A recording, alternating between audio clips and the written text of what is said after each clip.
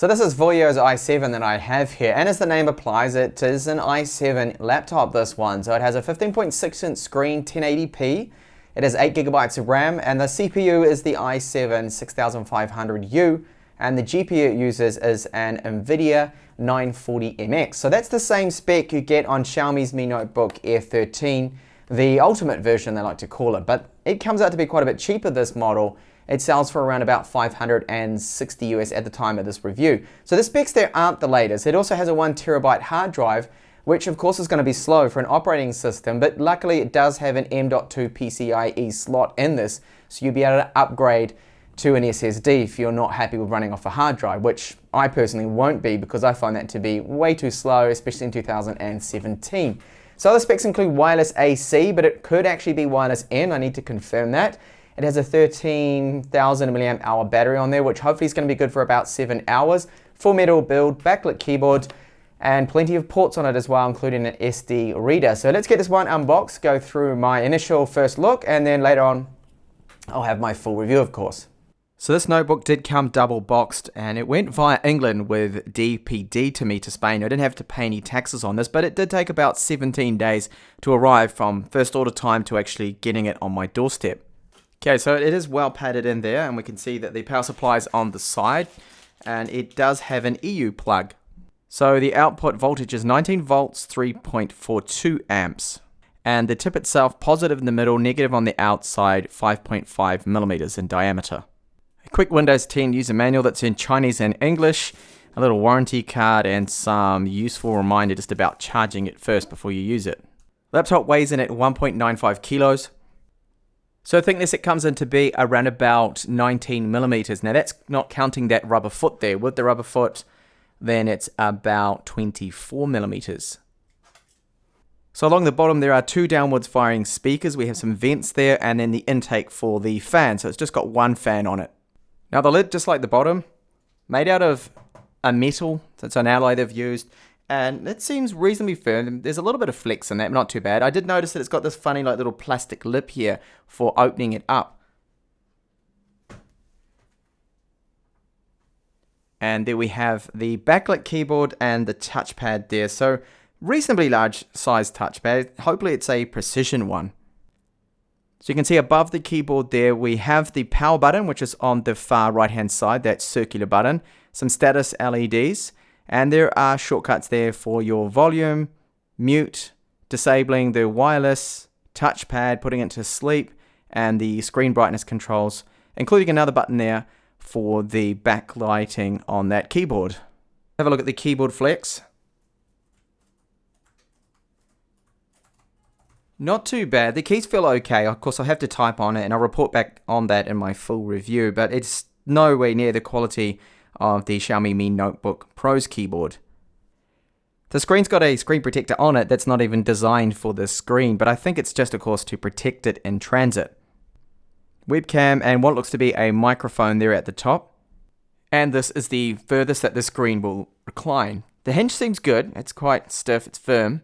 Doesn't feel loose at all, which is a positive. So on the left side, we've got DC in, two USB 2.0 ports, headphone jack, and then our SD card reader. Now, it'll probably be USB 2 speeds, this one, because this looks like it's all connected up with a USB 2 hub. Then on the right side, Type-C port, which may be USB 3.1. I hope it is. I hope it does support video out and charging, or at least support charging and data. Then we have an HDMI port, which is upside down, and then two USB 3 ports.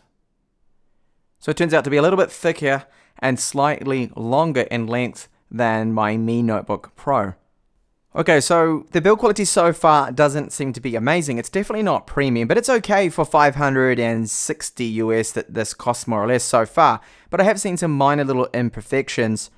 For example, I've noticed this right here. There's a little scratches along the plastic trim that's just above the keyboard and below the screen there. I think it's being scratched by the metal bezel that's going around the screen.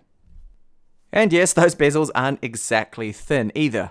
So gaining access to the internals wasn't too difficult, just have to remove all of the screws on the rear. Now there's a couple of things I wanted to point out in here, that the battery capacity, according to what's on here, if you believe that, is 48 watt hours, which I happen to believe. It's not a huge capacity, is it?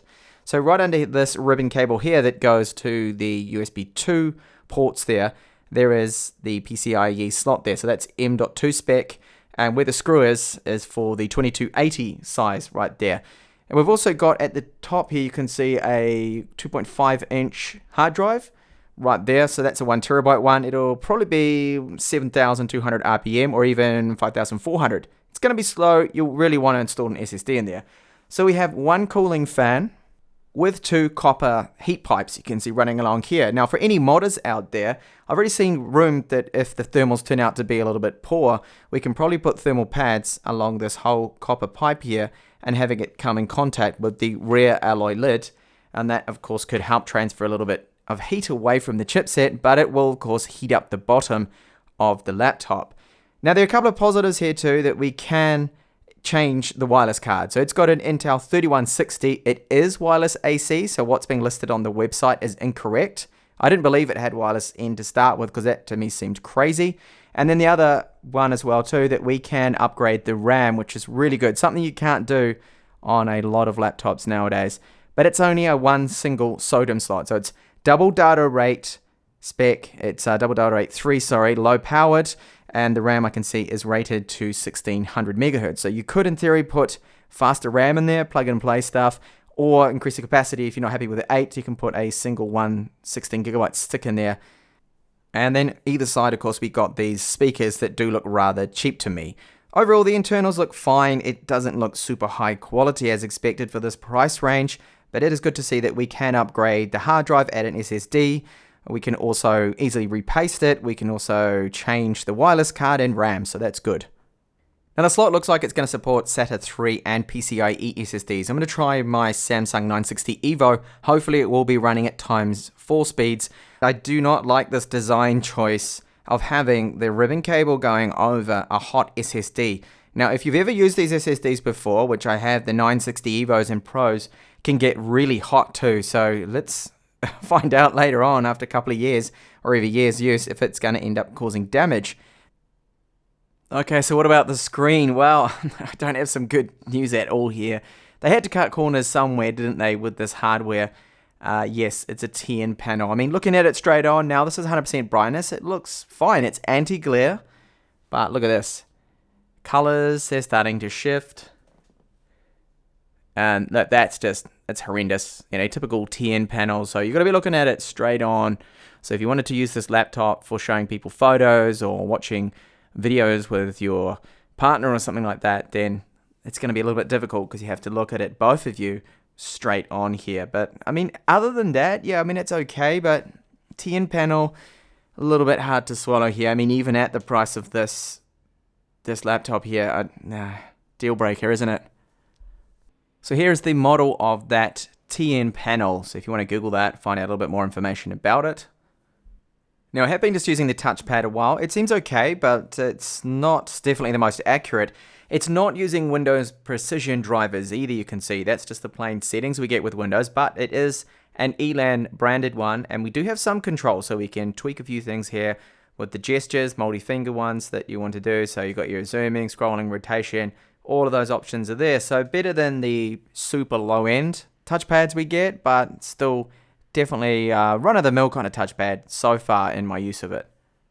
So it isn't all doom and gloom. I'm running a benchmark here with Crystal Disk Mark of that Samsung 960 EVO, and it is running at its full speed here. So it's PCI ×4, so that is really good to see. Or you can use a SATA 3 one if you've got a SATA 3 SSD. Now I did boot this PC, of course, using the included 1 terabyte hard drive, which you have about 96. Oh no, well sorry, not 96, but 910 gigabytes free. So that is good, but of course it is so slow. Boot time took about like 30 seconds or even more, and even to pull up the device manager here to look at everything took a little bit of time. So you can see the processor there. Yes, it's the Intel i7 6500U. Now that's got a maximum turbo of 3.1 gigahertz. It's a dual core with 4 threads. So the new 8th generation ones that I've just been testing out, they've bumped things up a little bit because they've doubled the amount of cores. They're no longer dual cores now, but they've switched over to quad cores, so the performance is a lot better there. Now just to gauge the performance, I have run a couple of benchmarks here. Well, Geekbench's benchmarks. So the CPU scores there, single core score, multi-core score, and then the GPU, so that NVIDIA 940MX gets an OpenCL score of 23,000. The new one, the new model, which is the MX150 on the Pascal architecture, that gets about 40,000 or around 39,000, so quite a bit faster there. And this is probably slower because of this. If you have a look here, you can see that, just to confirm that yes, the memory type on that GPU is double data rate 3 and not double data rate 5, so we're missing out on some of that memory bandwidth there, which is only 14.4. Now, they don't seem to have any bloatware whatsoever. It's just got the ELAN drivers on there for the touchpad, and then this thing called Control Center, which I happen to like. What it is a basic application to control the fan speed. So at the moment, it's in auto mode, and if you put it into quiet mode, then I can already hear that fan is starting to ramp down. So it's just shifting the RPMs for certain temperatures. So on quiet mode, it'll lower the RPM so it doesn't make so much noise. On cool mode, it will be a little louder, but keep it a little bit cooler. But thermals and all that will be up and coming, probably in my full review. Also around the Heaven benchmark, as you can see here, this score is not brilliant. It's quite low, lower than the Mi Notebook Air 13 because of that slower RAM on the GPU. Now I do have HW info running. And then when we have a look at the temperatures, you can see the GPU has reached 69, 70 degrees. This is after all the benchmarking I've just been doing now, my initial testing phase, and the CPU as well, 70 degrees with just that single fan. So that's looking promising. The thermals, just above the keyboard, getting a little warm there. Checked it before, it was about 39 degrees, so it's not too bad. And this is what the backlit keyboard looks like. So it's reasonably bright, individually lit up those keys, all of them there. And there's two settings, slightly dimmer or this one here, which is the full brightness. So I have done a bit of typing on this keyboard now, and it's actually quite good. It's a bit better than I thought. Not a bad keyboard to type on. Same goes for the touchpad now after using it for a little while. It's a lot better than those entry-level super budget trackpads you get. So, I mean, it's a proper brand from Elan. And overall, yeah, the keyboard is good. Trackpad is fine too. So, two downwards facing speakers. Let's have a listen to them.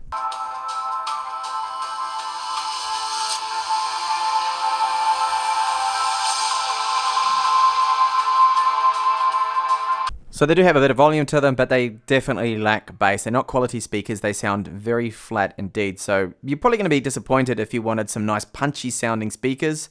Not these ones. So this is about my third attempt now to get Linux to boot on it from the USB pen drive that I have. You can see inserted there. It won't work for some reason. It just goes over into their one key recovery system that Voyo have set up to completely restore that hard drive that's in there. So it's failing to boot for some reason. And also note there, you can see that the SD cards, they stick out like this, which isn't too great. So you can probably easily break them off if you forget to pull it out and put it into a bag or something. And the other thing too to point out that the Type-C port does not seem to be USB 3.1. I didn't think it would be. It won't actually take power as well. It does have a power symbol next to the USB symbol there, but for some reason, no charging on this. So it really comes down to one thing so far in my testing of this laptop here, that it has a deal breaker with that TN panel. A lot of people are not going to like that. Now it looks perfectly fine, as you've probably seen in some of my video here, when you're looking at it directly. So most of the time I've had the camera pointing right at it, so we're not getting those bad viewing angles, which they are bad. When the screen goes down a little bit, you can see what happens there, that it shifts out. That really is just the only kind of thing that's really bad. Okay, the speakers, they're tinny. The build quality, of course, is not at all at the same level as the Xiaomi Mi Notebook Pro, which is in the background there, but that's another class of laptop. That's a premium one. This is a budget one, so it's to be expected. So the keyboard has actually turned out to be quite good to type on. It's backlit. Touchpad is fine as well. Now, there's a few other areas that aren't so great. For example, the SD card sticks out. But then there's those positives. The RAM's upgradable. We can add your own SSD. You can change the wireless card if you're not happy with it. And of course, you can even put in an SSD, swap out that 1TB drive. So the base configuration coming with the terabyte drive with the operating system on it is very slow and sluggish and not good at all. I don't like that. So you're probably going to have to invest in getting an SSD if you end up getting one of these, if you're not worried about that screen, that is. So it really comes down to it. Do I need to do a full review of this one here? We already know it's got that big con with the screen. We also know that the performance of it is going to be less than the Mi Notebook Air because of the RAM on that GPU. So it's not double data rate 5, it's double data rate 3. Sure, we might be able to overclock it a little bit, but I did do a little test, and when I went up to about 350 megahertz on the RAM, it ended up causing a blue screen and crashing Windows completely. So I don't think we can really push it too much harder. Thermals seem okay. Battery life is, so far, just looking at what the estimates have been from my battery bar pro meter that I have on there, we're looking about 5 to 6 hours, so it's not really that good. So for 560 US, it all comes down to, again, that screen. Is that going to be a deal breaker for you? Do you want this power? If not, you're probably better off saving up and getting Xiaomi's Mi Notebook Air, which has a similar spec, the i7 model, but it is a little bit more expensive, but you'll find the GPUs a bit faster. And if you can even save up even more money, if you've got about 900 US to spend, then of course there is that Xiaomi Mi Notebook Pro that's in the background there.